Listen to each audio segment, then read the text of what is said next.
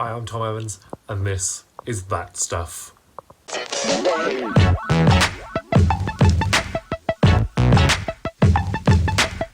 Hi, welcome back to the Vice City video of my free videos of celebrating Grand Theft Auto 3's 20th anniversary. As previous with the GTA 3, I hope you enjoy this video of my memory lane of Vice City in 2002, if I remember correctly. Right, here we go again.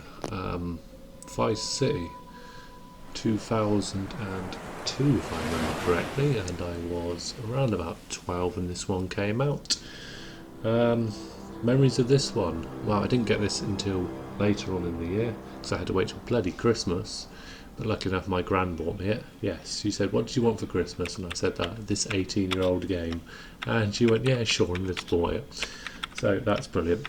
I do remember, though, getting this, well, not getting this, but having my PS2. My friend at the time from primary school called Lewis had the game, but his PS2 didn't work. So I spent the weekend round his and brought my PS2 round and we played the game. Literally taking it in turns, doing mission per mission. Yeah, they stepped up the game quite a lot on this. They gave you a character that could actually talk, so that gave a lot more personality. Rambling as per usual, I don't really know what to talk about.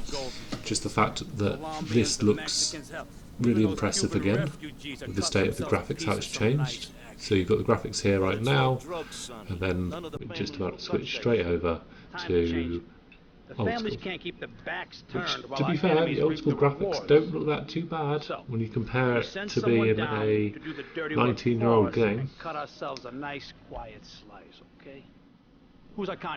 Anyway, I'm just going to let you enjoy for a bit before I start rambling on some.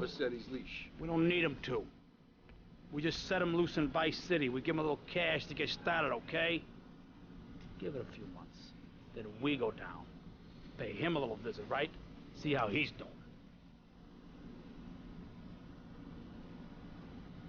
Back to more of the definitive edition of the graphics. And I've only just started playing these, so to actually look into the graphics properly and know all the ins and outs, it's very little. This is very minimum of what I've seen, but from what I can tell right now, they've done a lot of work. And there's a lot of hate going out at the moment. A lot of people are complaining about these games and saying they look shit and shocking, and oh, they've not really done anything, they should have just left the originals how they were. I don't understand the argument. What were they expecting? Were they expecting GTA 5 graphics? Or what? What does everyone else view this? If you could leave like a comment for me with your opinions. Do you think this looks great, or do you think this looks shockingly shit? So here's old style graphics, as you can see right now, and then boom, into the new ones. Were they what was people expecting? Anything more than this? Because quite frankly, this is how I envisioned it in my childhood. This is near enough perfect, personally. The very first missions of this is very, very easy, even easier than GTA 3. I definitely spent a lot of time on this one. The improvements in gameplay, with building nuclear empire, being able to build and like buy things like the Malibu Club, Sunshine Autos, what else did you buy? Can't even remember. The golf club, I think you could buy the golf club. You could buy lots of the movie studio, doing all the different things, islands. It got a little bit bigger. This first time you could fly a helicopter, for example, and you could ride bikes. So more improvements, weapons.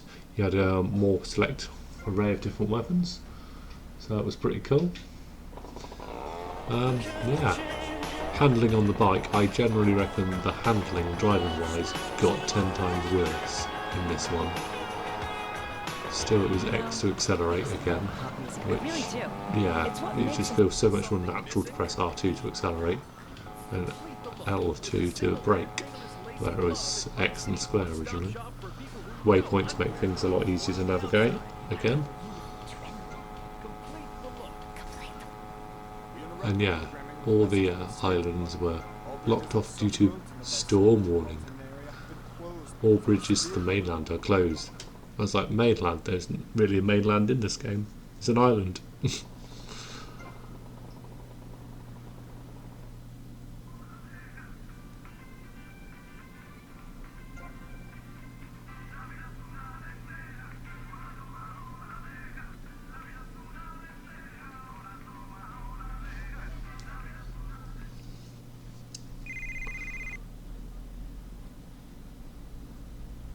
Hello, Sonny. Tommy! Tommy, it's been too long. I know. You're just overwhelmed with emotion. 15 years. Seems like only yesterday. I guess that's a perspective thing. Hey, doing time for the family is no piece of cake, but the family looks after its own, okay? So how'd the deal go down? You sitting on some white gold? Look, Sonny, we were set up. The deal was an ambush.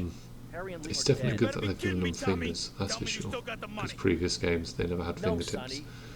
I or don't have the actual money. separated fingers, so it's pretty impressive. I say impressive, no, it's the box standard thing to do now. It's quite funny. Better not be screwing me, Tommy, because you know I'm not a man to be screwed with. Wait, Sonny. You have my personal assurance that I'm going to get you your money back. And the drugs. And I'm going to mail you the dicks of those responsible. So skipping ahead a bit, this is where you meet the Colonel's daughter, Mercedes, when you do your first real mission, I guess. Mercedes? I wouldn't really call it a mission, you're just getting some inside information on who's who currently on the yacht boat. And yeah, going through the bits and pieces, you get to meet all the main characters that you will pretty much interact with in the story. So it's a good way to meet everyone, but you wouldn't realise at first glance that you're going to interact with near enough everyone. Oh, I am just rambling now. To a stage where this is becoming really pointless. Hopefully I'll make the San Andreas video a bit more interesting and actually have some stories to tell, but currently I do not have anything to tell apart from I enjoyed playing this game on the PS2 back in the day. Especially when I eventually got it at Christmas, though I had like already played the majority of the game myself.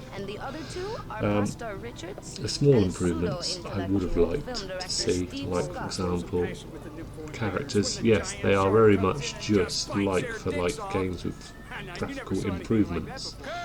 So, general things like climbing, you can't climb still on this one, as you'll see in a minute. When we get to it, you still can't swim.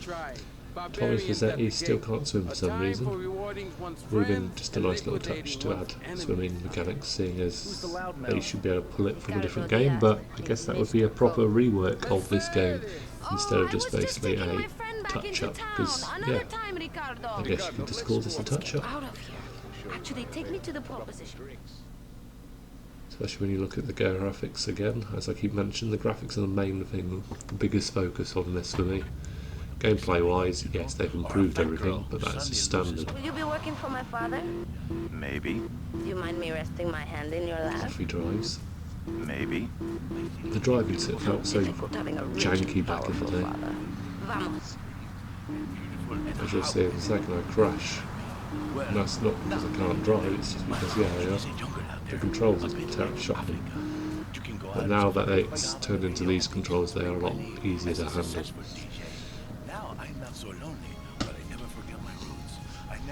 See you around, handsome. Anyway, this was just a look at Vice City. San Andreas on its way tomorrow. It's my final look at all the games and how they've changed over the years. Anyway, thought this would be fun. Oh, smash. Least damage on cars, 10 times better. Ready? Let's go for a swim. Oh wait, you can't. It's the smallest amount of water that he's sat in there.